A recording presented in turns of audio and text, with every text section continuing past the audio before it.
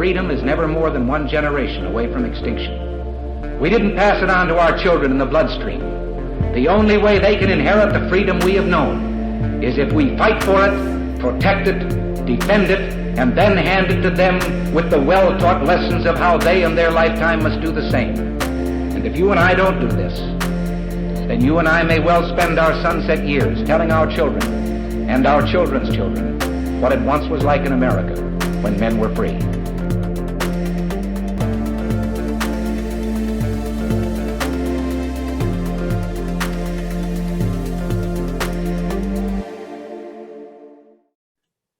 Hey everybody, welcome to episode 248 of Gun Freedom Radio, where we engage, we educate, and we inform.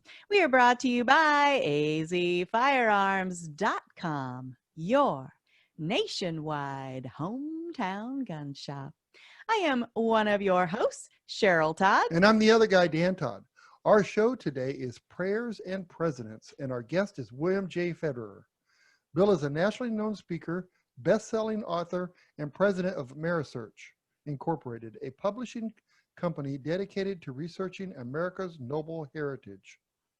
Bill's American Minute radio feature is a broadcast daily across America and by the internet. His Faith in History television airs on the TCT Network on stations across America and via DirectTV. Welcome to the show, Bill.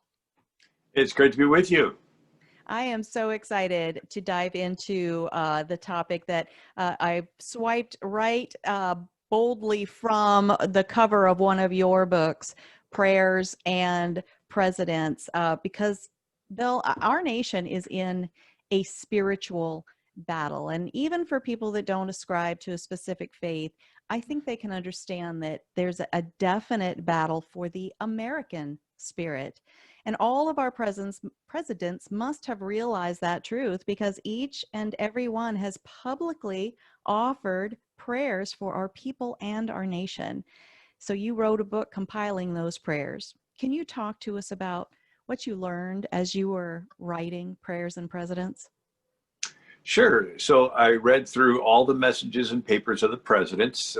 Started several years ago, and this is George Washington and John Adams, Thomas Jefferson, James Madison, James Monroe, John Quincy Adams, Andrew Jackson, all the way through. And then I was amazed at their references to God, religion, Christianity, and prayer. And so starting off, I also read through all the colonial charters and all the state constitutions. And during the colonial times, they had this concept of God being real and present. And when things were bad, you would have days of prayer. When things were real bad, you would have days of fasting and prayer. And when things turned around, you had days of Thanksgiving. And so it was this relationship with the all-powerful God. And it proves they were not deists.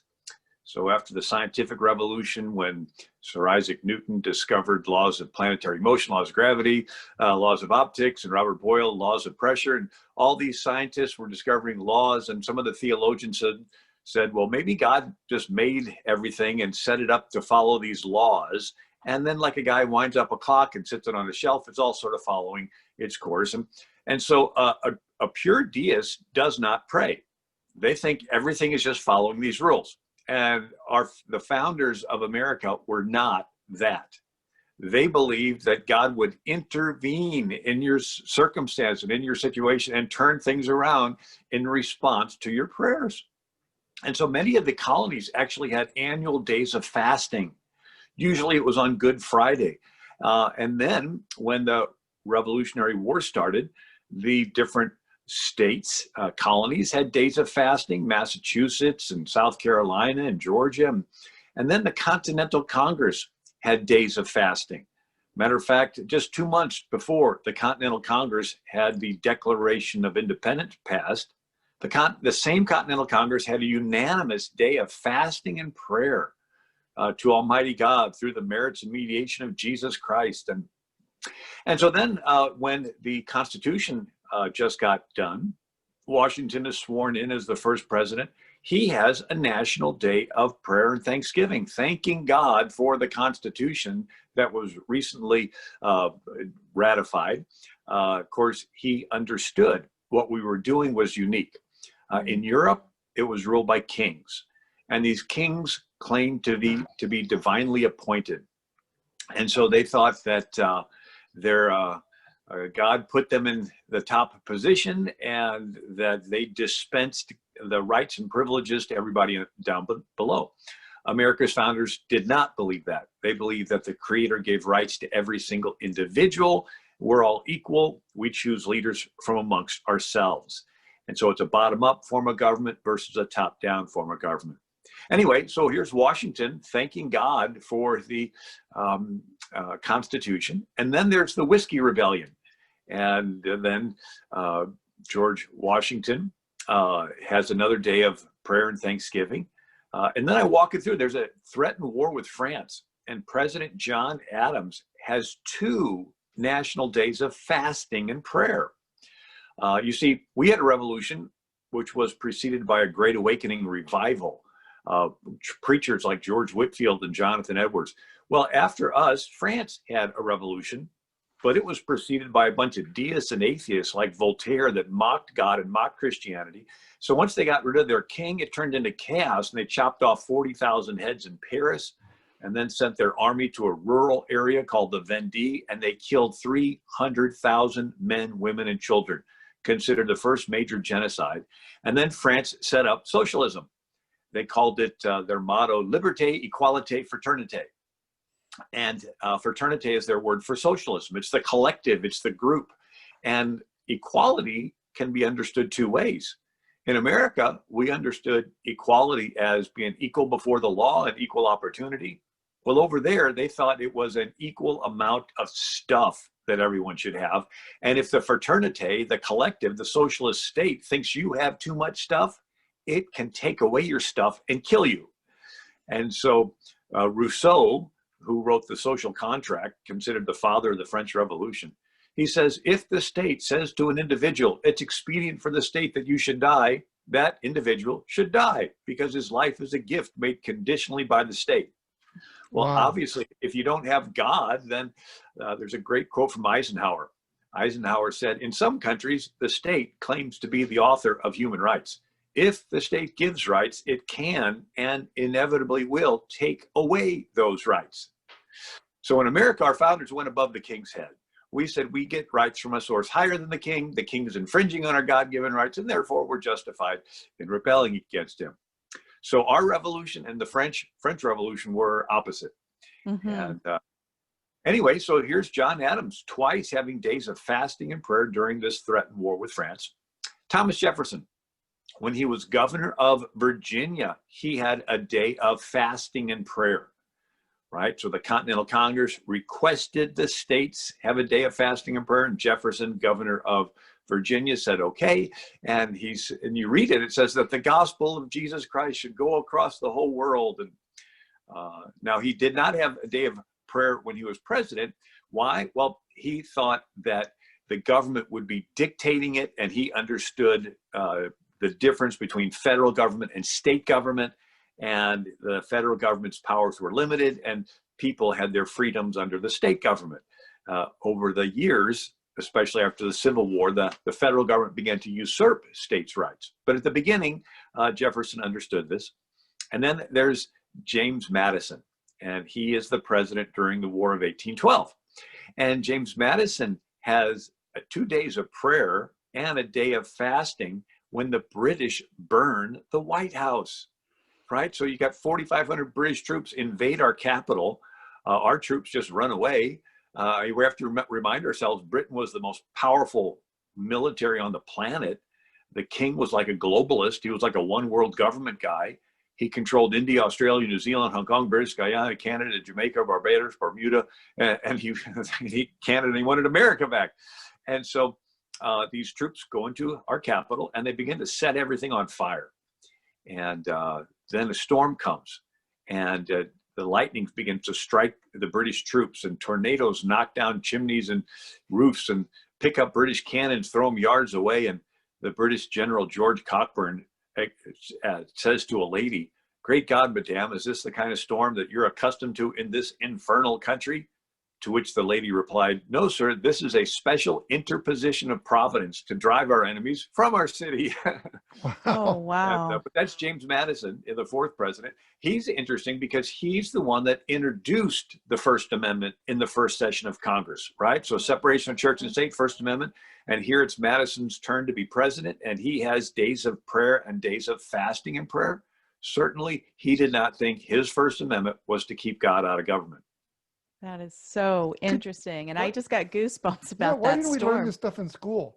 I mean, this would have made school interesting. It's so true. And you know what I'm finding myself kind of wondering is, you know, I do get the separation of the states' rights from the federal, but had any of those presidents that you just mentioned been in office right now, do you feel like they would probably be calling for maybe a day of prayer and fasting or two? Yes, definitely. Yeah. So the ninth president is Zachary Taylor, and he's the 10th president. So you have William Henry Harrison was the ninth president. He died in office. And so the next president has a day of fasting and prayer upon the death of him. But then Zachary Taylor is the president during the cholera epidemic in 1849. So he's the 12th president, if I have my numbers correct. And so cholera, it came from India, where the people bathed in the sewage-filled Ganges River. It was just an isolated disease until the British took over India. And the British put in railroads and steamboats, and now people infected with cholera, a waterborne disease, could quickly go back to Europe, and millions died. In Paris and in Moscow and in London, and and all across Europe, Berlin, millions died, and then people immigrating to America brought it with them, and so we had tens of thousands die in America. You had them die in New York and St. Louis, up the Mississippi River to Chicago, and so the president is Zachary Taylor, and he has a day of fasting and prayer. It's interesting. He had it observed the very first week of August. Well, by the end of the month, the death rates dropped off. And so here was a response to the prayer. During I sort of skipped over, but during the War of 1812, James Madison had another day of prayer to be observed September 9th of 1813. Well, what happened September 10th, 1813? Well, the British squadron is on Lake Erie, and you have a 28-year-old Oliver Hazard Perry. Most of his crew are free blacks from Ohio. They've never fought in battles before. And he ends up defeating the entire British squadron. And he tells his men on deck, "The prayers of my wife are answered." And but it's the day after the president, and of course, Madison declared the day of prayer months and months in advance.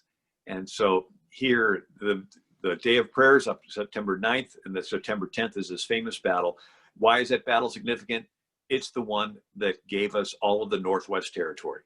Wow. Michigan, Ohio, all those areas that were the British were wanting to take back, and we were able to save it. It's just story after story of David versus Goliath. America is a story of David versus Goliath because, of course, what were we? We were a bunch of shopkeepers and farmers, taking up the arms that we had available to us up against the, as you said, global superpower of its time. And then again here, the battle that you just mentioned just goes on. And the fact that prayer and fasting is such a part of each president's administration and the things that they acted out in the capacity of their office. I would have a hard time. I mean, you can't say correlation is causation, but I would have a hard time not at least looking at that, no matter who I was. And this isn't a show about the Bible. It isn't, we are Christians. And so it just kind of comes out in what we talk about and what we think and the way we say things. And I know I have a lot of listeners that come from all manner of faith and perhaps no faith at all. So we're not trying to indoctrinate anybody here, but I think maybe we're offering some interesting things to at least spend some time thinking about, noodling on, as I like to say. So I appreciate that run through history of times when there seemed to be at least a correlation to results and prayer and fasting in preparation for some major events that happen in our nation. Well, a couple that can't be overlooked is Lincoln. So Lincoln had 2 national days of fasting and prayer. And the one he had to be observed on April 30th, 1863. And he says, we have forgotten God. We have forgotten the gracious hand that preserved us in peace, multiplied, enriched, and strengthened us. We've vainly imagined in the deceitfulness of our hearts that all these blessings were produced by some superior wisdom of our own. Intoxicated with unbroken success, we've become too proud to pray to the God that made us. It behooves us then to humble ourselves before the offended power, confess our national sins, pray for clemency and forgiveness. What happened 2 days later that changed the course of the war? Right? So May 2nd of 1863, the South shoots one of their own best generals, Stonewall Jackson. Right? It's the Battle of Chancellorsville. He's outnumbered 2-1 and he's winning. And he comes back at twilight after inspecting the battlefield, and his own men yell, stop, who goes there? And before he can answer, they let off a volley of shots. They kill a bunch of men. They shoot him twice in the arm, once in the hand. He gets dropped on the ground and they mangle him in the twilight, and he ends up having to get his arm amputated, and he dies a couple weeks later. And just about every Civil War historian will say, if Stonewall Jackson had been at Gettysburg 2 months later, the South probably would have won.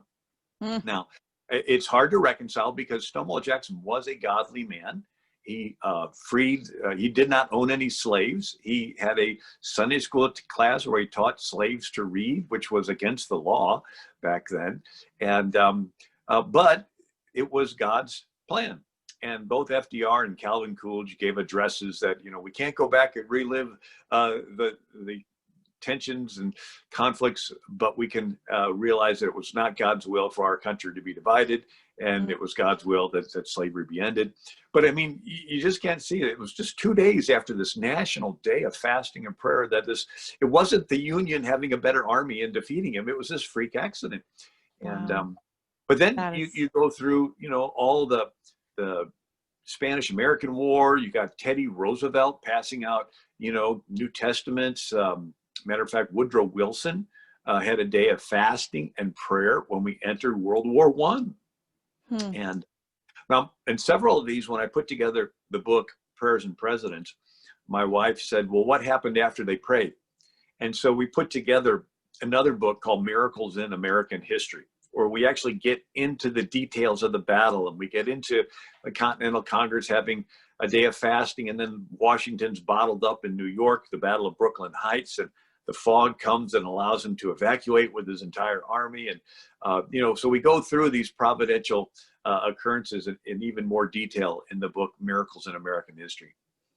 That's just amazing. I can tell that you could go on and on, but of course, if people just check out the book. No, I want to hear him some more. I mean, that's why I have more questions. I'll just be quiet and listen to him because this is amazing stuff. And I want to get the book about the miracles. I saw that when I was on the site buying your newest book, which we're definitely going to get to. But say the name of your newest book. It's about socialism. Right. Socialism, the real history from Plato to the present. And the subtitle is How the Deep State Capitalizes on Crises to Consolidate Control. Mm-hmm. And if I get started talking about it, it'll be the rest of the program. But it's a real eye-opener. We did, just last week, did 2 interviews on the 700 Club, 2 days in a row. And we just sold thousands of them this last week, and all over the country. And so it's very important that people, understand that socialism is a structured society of a ruling class and a ruled class. And the deep state ruling class, they get all the favors. They're sort of exempt from having to follow the law. And then everyone else is in the ruled class, and they own no property. They have no privacy. They can't even control their own kids. The kids are taken away and indoctrinated with noble lies. And the government tracks you wherever you go. And so that's socialism. It's a structured society of a ruling class and a ruled class. And in order to get people to give up their freedoms, you need to capitalize on crises. Either create them or take ones that are coincidental and blow them out of proportion. And so there's a whole series of political philosophers that talk about how to create crises and how to stir up racial strife. And then in that confusion, you do a coup. But again, I will save that for another interview. It looks like we're seeing that now. That I was just going to say, I feel like we've seen it come in waves through American history, recent American history. And then we can definitely look to other nations and see how these tactics that we're seeing play out here in America have actually toppled other governments and destabilized other governments.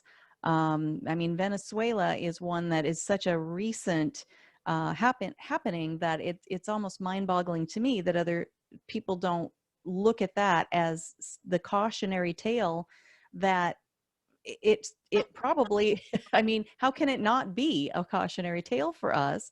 And so on that point, whether it's you know, kind of by design way to destabilize our government, there's a lot of, you know, people could really argue for that, or whether it's just, all right, we're 240 plus years old, the United States is, maybe it's just growing pains, maybe it's just the way it happens. But right now, as we're in the studio, we are here Monday, August 31st, 2020, still in the middle of the COVID mess, still in the middle of rioting and unrest in our streets. Some are calling for the government to put more laws in place to quell the crowds.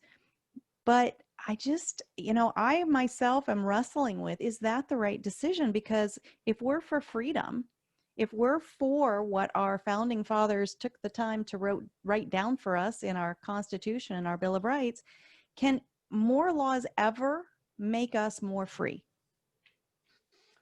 Well, no. And if you've played chess, the goal is to get your opponent into checkmate, where whichever way they move, they lose. But we can see some trends in history. So the first invention ever was the plow. Cain was a tiller of the soil, the Bible says, and then people started hitting each other with them, and they turned into weapons. And then people gravitated together for protection and formed the first cities. And when you get people together, someone's a little better at knowing how to fight than the rest, and everyone says, you be our captain. And you fight, you win, that's a good thing. But then this captain has kids and grandkids who claim to be a special family, an elite class, turns into a political machine, a mob, a gang leader, and before you know it, you got a king. And everyone wants to kiss up to this family and this guy at the top. And if you're challenging them, then you disappear. And so this is what repeats itself. And so Plato talked about democracy, and he says it's the most charming form of government, and the chief characteristic is tolerance. Everyone tolerates each other, and then they tolerate people that are a little bit off. Then they tolerate people that are a lot off, till finally they're tolerating crooks and crime and fraud and broad daylight looting, and criminals are walking open on the street, let out of jail, and no one does anything about it. And it turns into lawlessness, and that's when the people begin to say, we need somebody to come along to fix this mess. And that's when some mayor or governor says, I'll fix it, I just need some emergency powers. And yes, they seize the opportunity, and Plato says they finally stand in the chariot of state holding the reins of power, and they're revealed as the tyrant. So democracy and without morals and virtue will end into lawlessness. And out of that lawlessness will come the clamor for somebody to restore order, and that's when you'll have some governor that'll take the opportunity and make himself a little tyrant. Absolutely. Well, we just need to thank God that none of those tyrants are in the White House right now, and because if they were, they'd shut down the whole country forever. And, I can't imagine. I mean, all I have to think about is, I think her name is Lori Lightfoot in Chicago, where, she's like totally fine with the rioting and the looting and the lawlessness, but not on her street. No, because don't you understand? She has a special status, right? And she was part of the lockdown. But early on, she was said, nobody can get haircuts, but I need a haircut because I'm in the public eye. Like, it's just so blatant that these things happen.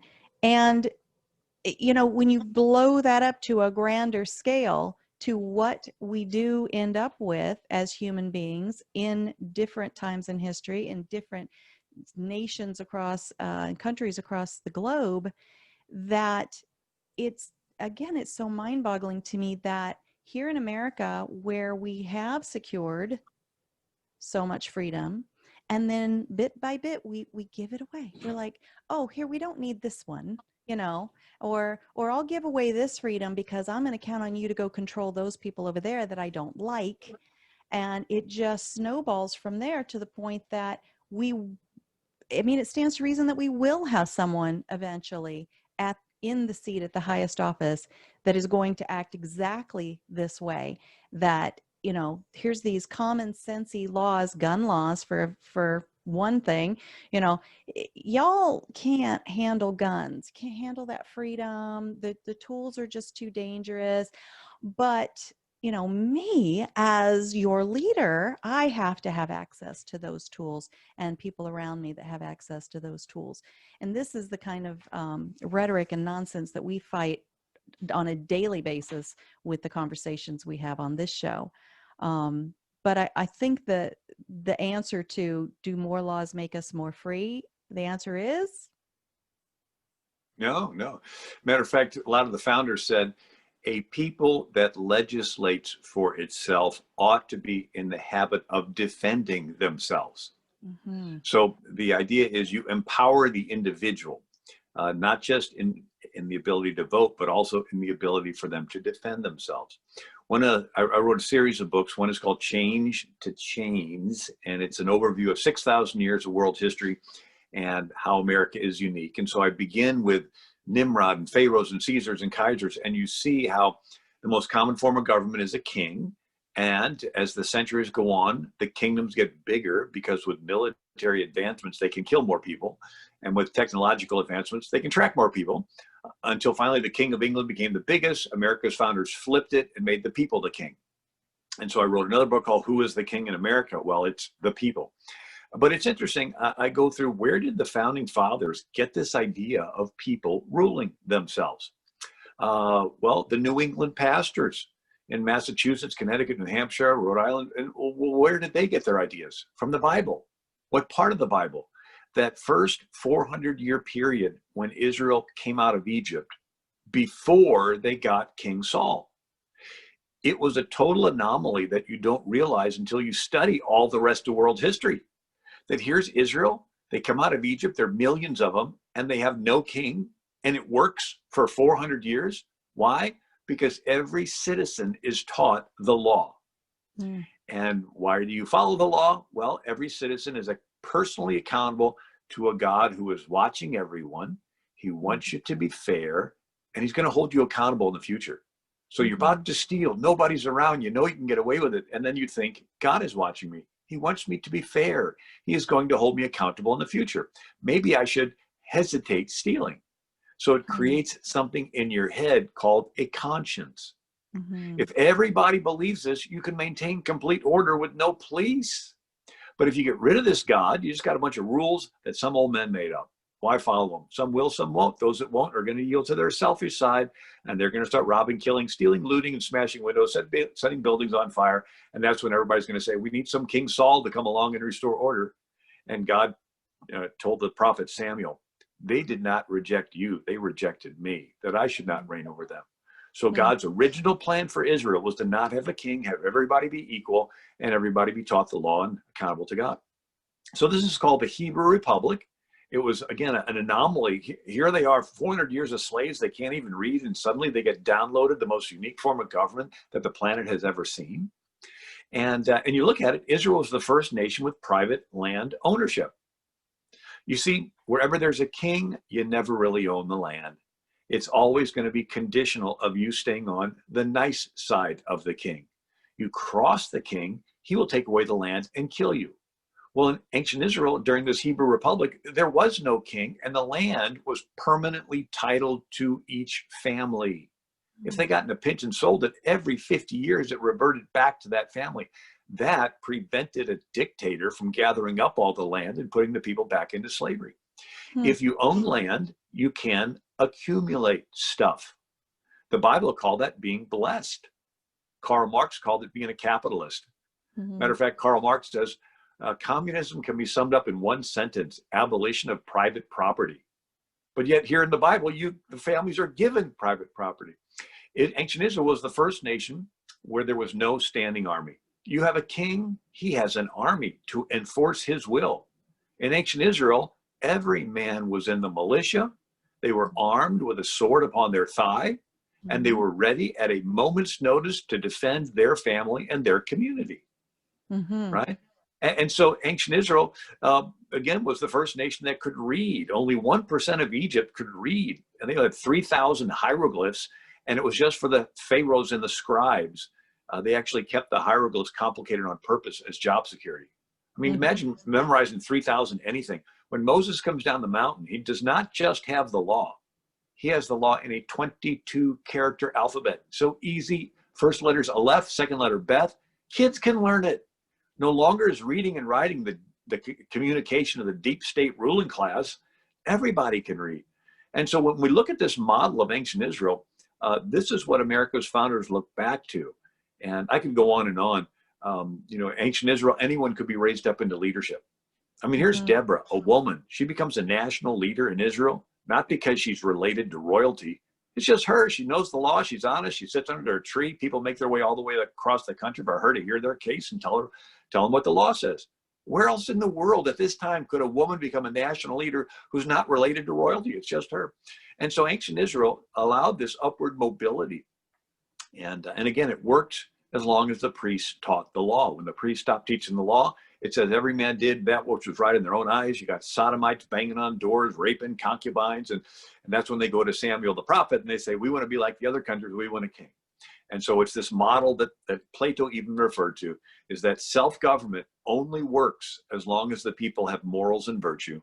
When they give up the morals and virtue, it turns into chaos and lawlessness. And that's when people clamor to have some strong government leader restore order. And that's when some governor or mayor usurps this power and stands in the chariot of state, holding the reins of power, and is revealed as the tyrant.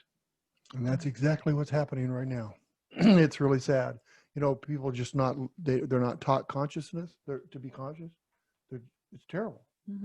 For sure. And personal accountability, and all those things that I believe that I was taught and we were taught when we were young, is that, my rights extend just so far as to where they impact somebody else's rights, keeping my hands to myself, not being a tattletale, not being a mask code police enforcer. All these things that people are doing they seem like little things, well, it's just a mask. Well, it's just 2 weeks. Well, it's just, well, by the time we pile all of those on top of each other, here we are, what are we, 4 or 5 months into this 2 week, to stop the spread of COVID. And look at what we have given up so willingly. So out of the, I think out of the goodness of our hearts, I think people that want everyone to wear a mask, I think they probably have good intentions, but the law of unintended consequences, what is that? Hell, the road to hell is paved with good intentions. I think that's what we're seeing right now. And I'm not sure where this road is leading, this road that we're paving with all the stuff that we're doing and that we're giving up. But this idea of globalization of, well, we don't want it to just be like something local where we have a state leader. We don't just want there to be like a national leader, like a president. seems to me that there are many people that are looking for someone that is someone or something, some organization that is a global leader. And I struggle with that because one thing is I've read the Bible, and I know that, that doesn't go so well when we get to those chapters, to that chapter, but also because it doesn't make sense to me that we would give up the autonomy of being a sovereign individual who's part of a sovereign nation. Maybe we already discussed it. Maybe what we just said is the answer. But can you tell me, how is what's written in here?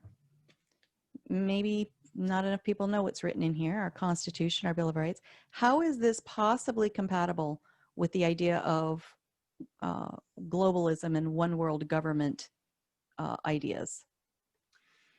Yeah, well, they want you to give up. They'll promise you anything until you put your weapons down. It's like a little kid with a knife, and the parent says, I'll give you candy, put the knife down, I'll take you to McDonald's. And as soon as the kid puts the knife down, all bets are off and you get spanked, right? And so they'll promise you everything, just give up your weapons. But once you give them up, all bets are off. It'll be Chinese bulldozing down churches. It'll be North Korean Kim Jong-un. It'll be Sharia Islam coming in, burning and butchering. And so it's, one of the things I've found, and I wrote about this in a book called Rise of the Tyrant, and it's how democracies rise and fall. And so 500 years ago, Italy was a bunch of city-states: Venice, Genoa, Naples, Florence, Siena, and they all had armies and fought. And a guy named Machiavelli thought if one prince could control all of Italy, it would stop the infighting. So he writes a book called The Prince, where he advocates the ends justifies the means. The end of one prince controlling all of Italy is such a good end because it'll stop the infighting, that any means necessary to get there is justified. So if a prince conquers a city, the people would hate him. But if the prince pays criminals to kill cows, burn barns, smash windows, set buildings on fire, agitate, the people will cry out for help. The prince will come in and dispatch with the very people he paid to create the problem. No one will know the better for it, and that everyone would praise the prince as a hero. So it's good marketing. You create the need and fill it. You go around the back of the house and set it on fire, and then you go around the front of the house and sell them a fire extinguisher. And they'll pay anything for it and even thank you for being there. So it's called Machiavellianism, where you create or capitalize on a crisis to consolidate control. More recently, it's worded, never let a good crisis go to waste. It's an opportunity to push your big government agenda. Mm-hmm. They do it every day. Well, for sure that. And every time I think about that, I think about, like computer viruses. I am just pretty convinced that whoever is selling us the virus protection, they might have had something to do with creating the viruses. I mean, maybe. I don't know. So very much the way that you described the Machiavellian structure of government. Were you going to say something, Dan? Bill, I just, you've obviously studied history and went through all these presidents and learned a lot from them. But when do you think things started changing, that it started going to the worse? I mean, where people don't have conscience, they're not accountable for their stuff. When do you think all this started? Well, there's lots of different time frame, but one of them was the Civil War. Prior to the Civil War, presidents referred to America as the United States are. After the Civil War, they said the United States is. And so in other words, you had the states basically had, prior to the Civil War, many states had their own currency. After the Civil War, only one currency. Now, that's the dilemma. You get good people in office, and they want to concentrate power into the hands of the government so they can do good more efficiently. But at some point in time, they're going to have to turn it over to somebody else, and they use that concentrated power to oppress people who want to challenge them. The biblical example is Joseph in Egypt. He's a godly man, and he concentrates power into the hands of the Pharaoh. And what does that Pharaoh do with the concentrated power? He feeds the children of Israel, gives them the best land of Goshen, gives him jobs taking care of his cattle. But then there was a new Pharaoh that did not know Joseph, and he used all the concentrated power to oppress the children of Israel and even make them throw their sons in the Nile River. So that's the dilemma. You get a good president in, and he wants to, it was Republican William Howard Taft. After being president, he became the Chief Justice of the Supreme Court. And he's the first Chief Justice to hire a clerk. And he's the one who moved the Supreme Court out of the basement of the Capitol into its own building.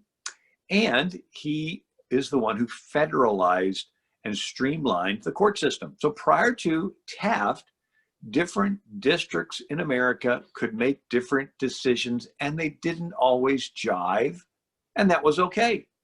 Sort of like some states would have blue laws and everything's closed on Sunday, and other states would be open, and some states would have a drinking age of 21, others 18. Everybody sort of was used to different parts. Well, it was this, William Howard Taft, a Republican, said, no. When the Supreme Court says it, boom, every other court has to line up. Well, he was a Republican. He got away with it. But then you got FDR, Franklin Roosevelt. He packs a bunch of liberals on the Supreme Court, and now they say, okay, when we say it, it's the law of the land. It's like, whoa, where did this come from? It was a Republican that set up that system. You had a president will put in place I think it was Jimmy Carter that put in place the Department of Education, and Ronald Reagan ran for office vowing to dismantle it. There's nothing in the Constitution that the federal government should be involved in education. Right. But there's a speech, and he's introducing Bill Bennett. And don't get me wrong, Bill Bennett is a godly man. He's a brilliant man. He's a great man. But Ronald Reagan says, when I was running for president, I said I wanted to eliminate the Department of Education, but then I met Bill Bennett. And it's like the devil sat back for 8 years and said, okay, do your good stuff, because you missed your chance to dismantle that Department of Education. When I get it back, I'm going to push Common Core, transgendered. I'm going to push, Sharia I'm going to push everything.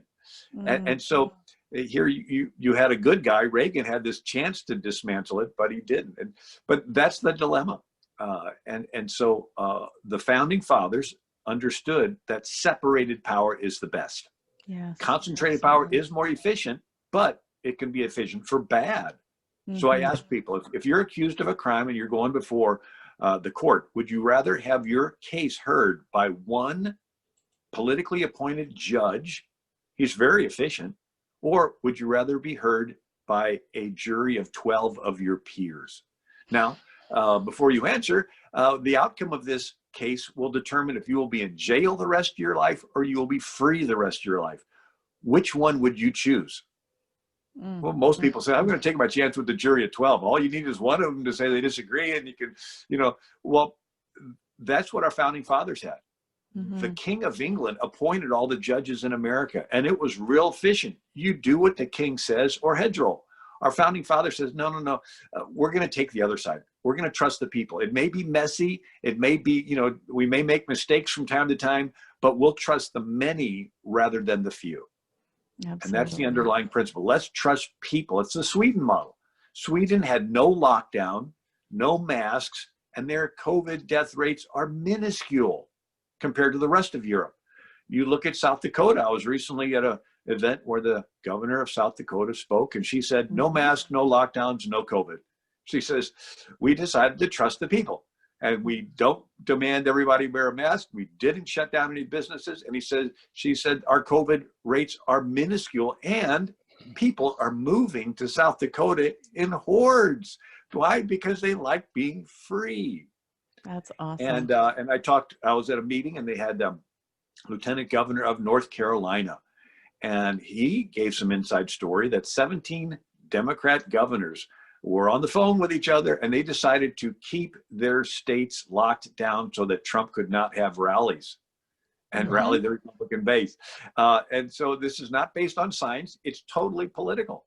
It gives a whole new definition to political science, because they're using the word science, but it's totally political. Yes. So my takeaway on this program today is that if we had a president that would say, we're going to remove a lot of the laws and the government's not going to control the people like it has done in the last many years, there's our answer. Give it back to the people. Well, and our current president is Right. reducing regulations. So in at least that sense, he is Starting. taking us closer to, people ruling themselves. But So Yeah, as and this if that you is, doesn't noticed get- in several of his speeches, he said, yes, there's riots in Portland, there's riots, and I'm waiting for the governor to call me, right? Right. Why? If he was, let's say, the previous president, Yes. he would send in his people right away and not even bother asking. But in this case, the president is showing great restraint. Yes. And so the alternative is not even worth imagining. Because it would shut down everything forever. You look at the COVID response. The first thing was let criminals out of jail. ISIS, the MS-13 gang members, and then crime goes up. Gee, didn't see that happening. And then some people feel unsafe and move out of the big cities. Who? Well, maybe those with families and children, and maybe certainly those with enough financial means to move out. Okay, those people, pro-family people, they usually tend to belong to a particular political party. Well, who's left in the city? Maybe more people dependent on government entitlements and benefits and welfare. Well, they tend to belong to another political party. And then you shut down businesses, and then you have riots that destroy businesses, and business people move out of the city. Well, business people, they're usually belonging to that first political party. And then you shut down churches where social conservatives gather and pro-life people. Okay, they can't. And then you shut down the schools, and you let a whole lot of kids out of school who have been indoctrinated with hate America, Howard Zinn's A People's History of the United States.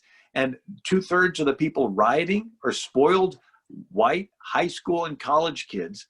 And for some reason, single middle-aged women that have been jaded or something, I don't know, but they fit into that demographic. And so what the net result of the COVID response is people that belong to one political party leave, and the other political party ends up with a monopoly on city politics. And in presidential election years, whoever. Uh-oh. What happened? you can, By electoral votes. Yes, we absolutely. lost part of you there, Bill. But so I try to understand that. I agree 100% what you're saying, but let's just take Portland. So they push all the people that have consciences and that are good people, that are working hard, contributing to society. They all leave, right? They all leave, and now Portland's stuck with all these people that are dependent on the government. I can understand what their goal is, but now what? They have no financial support. They have nothing. What are they going to do?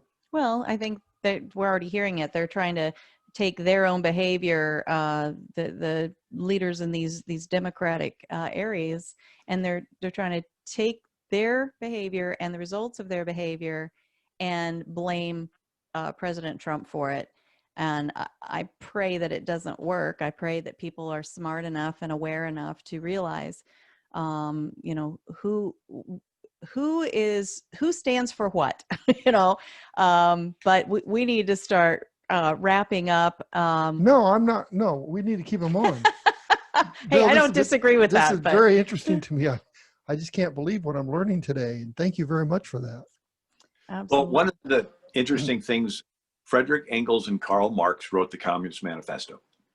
And Frederick Engels said how to establish socialism, you need to get rid of the middle class, so that all that's left is the upper ruling class, the deep state, and everyone else that's in the ruled class. So you got to get rid of the middle class. So Frederick Engels wrote that they were alchemists of the revolution, spurring it into artificial crises, and each crisis must be worse than the one before, putting out of business more small capitalists. This will bring about a commercial collapse and cause there to be a social revolution greater than they could have imagined. Here, one of the writers of the Communist Manifesto says we got to put small capitalists out of business. Why? Because they're the only ones that can pool their wealth and challenge the ruling class.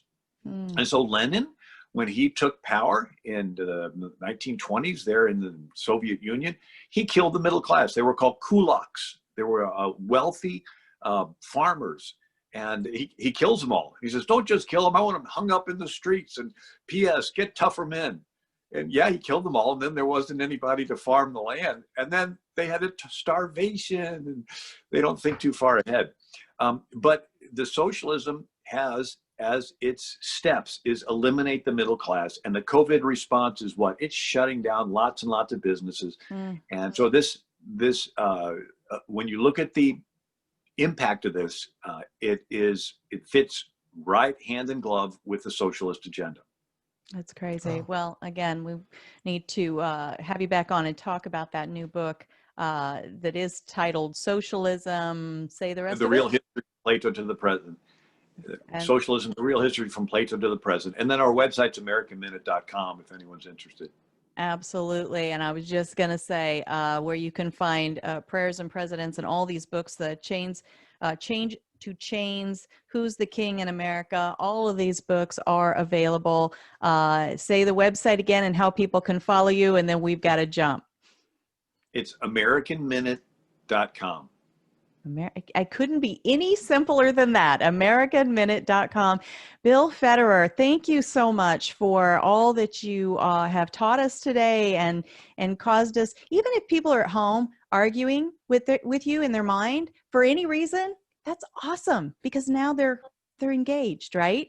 So It's going to be hard to argue the points that he's brought up. Hey, but there are people that will, and I love it, because now the responsibility is yours, whoever's listening. If you're wanting to argue, the responsibility is yours to go seek out truth. Bill Federer, thank you so much. We appreciate you. Thanks, Bill. Thank you. Anytime. All right. God bless. Thanks. Well, I would have to say that was awesome. I did not even come close to expecting what I heard today. Yes. I mean, seriously, it was hard to want to ask the next question and come off of the topic, because he just has so much to offer, so much history that we don't know, or we don't care enough to have sought out on our own. And so I think that's the thing that I want people to come away with. I don't ever want anyone to listen to our shows or our subject matter experts and just swallow it wholesale. I want you to wrestle with it. I want you to think about it. I want you to, talk to your whoever, the person in your life or the people in your life that you wrestle with ideas about, and go, I was listening to Gun Freedom Radio the other day, and they had this guy on who said, fill in the blank, and open those conversations. It can only be good.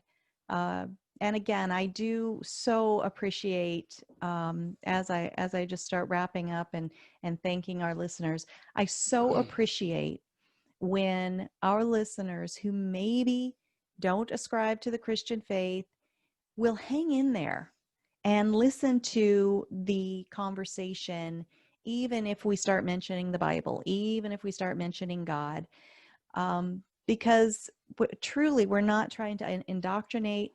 We're trying to share ideas. And, if you have something that you want to talk to us about, I want this show to be a conversation, right, Dan? Right. So talk to us through our email address, talk at gunfreedomradio.com, through the messenger on Facebook, all the social medias that we try to monitor those and hear your ideas, respond the best way we can. So just thank you, really, honestly. Especially if this whole show was making you want to yell at the YouTube screen or at your smart device if you're listening to the audio only, and argue back. Thank you for hanging in there and listening and considering. That's everything. Well, you know what I heard on this Gun Freedom Radio show that Dan said? First of all, I'm super excited that Dan, the other guy, is back back in his chair this week, because last week I had to run this sucker solo and it was just not the same level of fun. Yeah, I drove 4 hours. I went from LA to Reno, and for over 4 hours of just solid smoke. Oh yeah. It was terrible. The But hey, fires. Here's what Dan says. Whoa. Okay? Right. It's like an earthquake. the rioters in Portland and Chicago and all these other places, you guys are being played. Yeah. You know, you're being played. Yeah. The people with the power are pretending like they're giving you power so that they can take it all away from you when you're done, so they can control you 100%. That's what's happening. I don't, what's that guy's name? Euros or whatever. Let's not even say any names. I don't know who you're referring to. Soros. You know, they say that a lot of these rioters are being funded. They're being paid by the hour. Mm-hmm. And we do see that. We know that there are protest companies that pay people to protest, and usually backed by large controlling people. And they're playing you. I don't know, believe it or don't, wrestle with the idea, argue with your friends. But as long as you're mentally engaged and looking for solutions, and I think as long as you're looking for ways to take us back to our ideals and our principles that our founding fathers fought, bled, starved, and died to secure the right to even put pen to paper and write our Constitution and our Bill of Rights. The only reason I say that is because there are people that have interviewed protesters that don't even know why they're protesting. Yeah. Well, why are they there then? Right.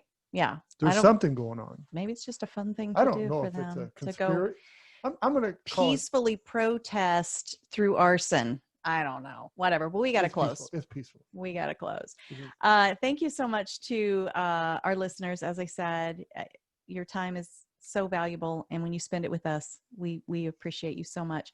Thank you to our awesome guest today, William J Federer, author extraordinaire. Check out all of his books at AmericanMinute.com. And until next time, pray. Our presidents have all done it. It looked like it works. Right? It does work. I'm not even asking you to pray and fast, because I'm not too good at the fasting part. I like food. But anyway, pray for our nation. Yes. Pray for the people who are in positions of leadership. Is that better, Dan? No, because there are people in positions of leadership that are rulers. And we just got through having a conversation. Pray for them. We just had a conversation about these people. But we have to pray for them. There are kings in our country. All of them, There are kings in our country. All of them, Dan. Pray for what? For those people, even if they're doing something through their position that you don't like. You want me to pray? Even the ones you don't like. Am I praying to give them more strength? I don't know. That's between you and God. I just want you to pray for them. God, please. All right. Help me understand, because it's like these people are trying to take over our country. Yeah. Change the way. We pray for our enemies. If you think that they're our enemy, then we are called to pray for them. To do what? Pray that your enemy That's up to you. Okay. Pray for your leaders. Pray for them. All of them, Dan. Even the ones you don't like. Even. Especially the ones you don't like. Yes.